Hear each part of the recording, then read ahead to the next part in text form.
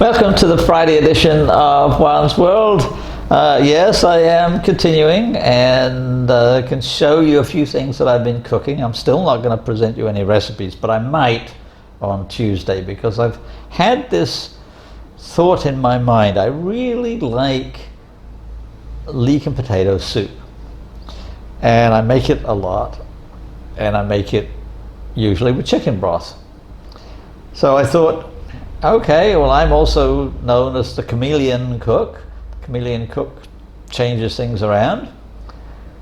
What if I change the broth? What if I use beef broth instead of chicken broth?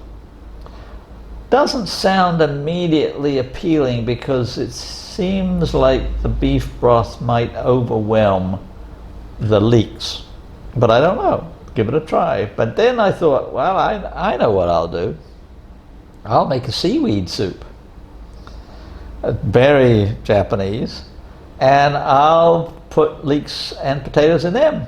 And I did that, and it worked out really well. I really enjoyed it. I actually added a little bit of fish and crab meat. And I just got me thinking about how things can be different with my favorite soup. I still can make it anytime I want, but it's just a little bit different. And then I also realized, and that's our topic for today, that I had mentioned on Tuesday when I was talking about a day of rest, I'd talked about holy days, and I said, well, I'll talk about them in a little bit, and I never did. Well, I'm going to talk about holy days now.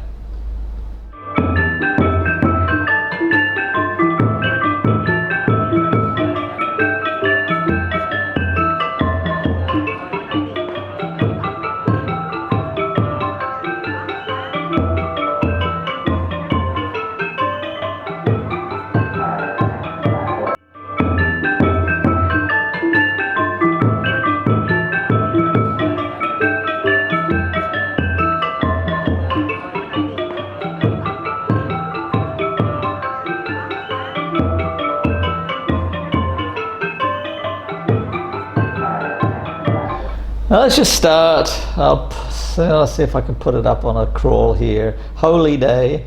Now what is Holy Day? Holy Day is also holiday. It's the same. There's two words joined together into one. They are the same. If you look up in the Oxford English Dictionary, you look up holy day or holiday, doesn't matter. They're both the same kind of entry. Because for a very long time, going all the way back into Old English times, holiday and holy day were really pretty much the same thing.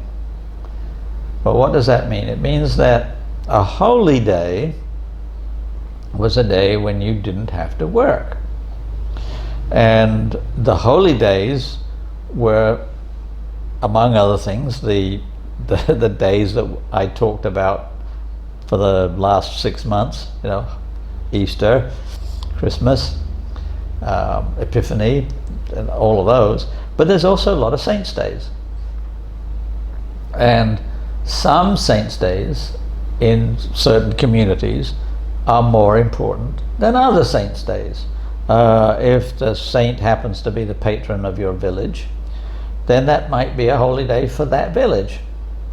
And then there are going to be other saints' days that your particular church, and at one time it would have been the Catholic Church, of course, and just as a small aside, hope you remember, or if you don't, I'm going to tell you for the first time, that Catholic means universal. And it still means universal. You can use Catholic with a small c to mean something that is like universally recognized, universally known. You could, for example, say something like pasta eating is Catholic throughout Italy. That's a bit weird, but anyway, it just means universal. So because at one time the Catholic Church was the universal church, and they have all manner of saints' days, feast days in particular, associated with important saints, and the ones that they considered important were likely to be holy days. And that means that you got that day off. So back, particularly in the Middle Ages, you didn't get vacation, you didn't get 2 weeks to go and swim in the sea or whatever it is that you do on your vacation. You didn't have holidays like that. You had holy days, one day. So maybe you took off St. Mark's Day, or Michaelmas. There's a very important one, the feast of St. Michael and All Angels.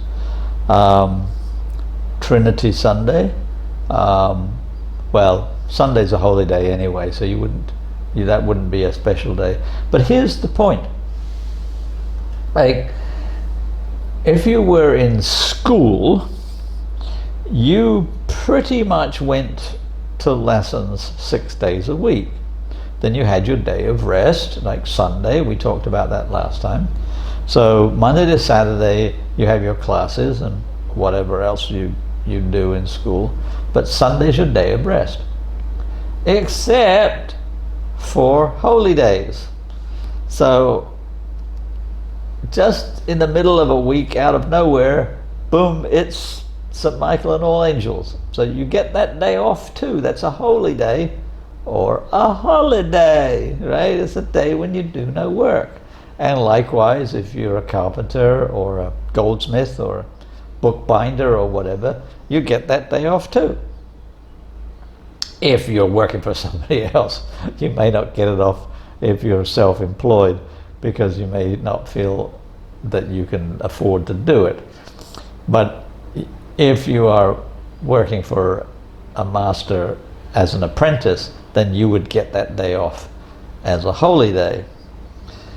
So that's a very different conception of holiday from what we have today.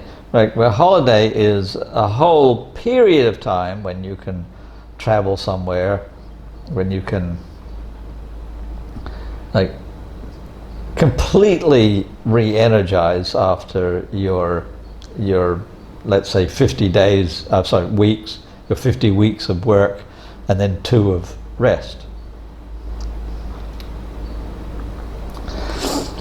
Now the strange thing is that in the United States in modern times, they've almost gone back to the medieval idea of holy days, because there are some employers and employees who think it's really important to work hard all the time.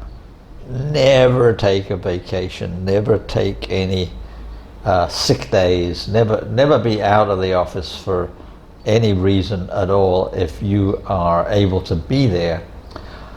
But you get certain holy days, although they're not holy days in the church sense. They're days like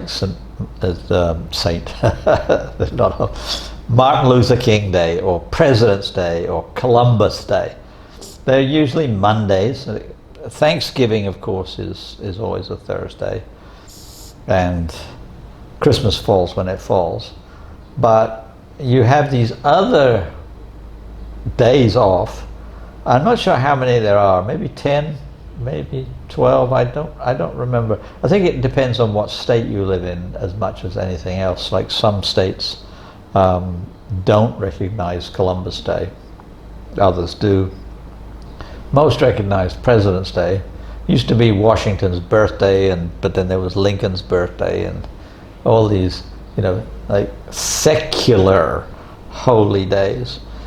And people do take those days off, so that they don't take their vacation days, even though they're owed them, because they don't want to get fired because they're not working hard enough.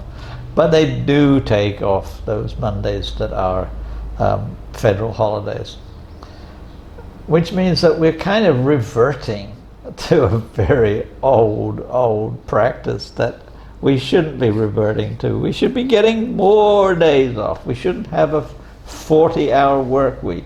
There are certainly plenty of businesses that have been experimenting with 30-hour weeks, or let's say a 4-day work week, 3-day holiday, 3-day weekend, that's a holiday, or like maybe Saturday and Sunday obligatory holidays, and then you get to choose another one in the middle of the week. So the office always has some staff in it, like not everyone is off on Wednesday, for example. Well, it does remind me that back in the 60s in England, there used to be a half closing day, that not only were the shops all closed on Sunday, as I mentioned last time, but there was usually a day like Wednesday or Thursday when the shops all closed at lunchtime and everyone went home. It doesn't happen anymore. The drive to do more and more and more is just endless, but what they do not seem to understand is that it doesn't make any more profit. That people have a certain amount of money to spend, and if the shops are open 7 days a week, then they'll spread what they can spend over those 7 days. If the shops are only open 6 days or 5.5 days, then they'll take that same amount of money and spread it over those days. And everyone gets a break.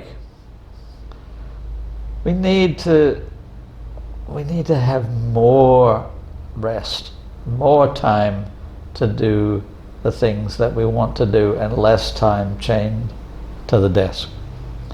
Okay, so there's holidays and holy days, and I hope you enjoy your weekend off and your Sunday of rest, and I'll see you perhaps with a recipe on Tuesday.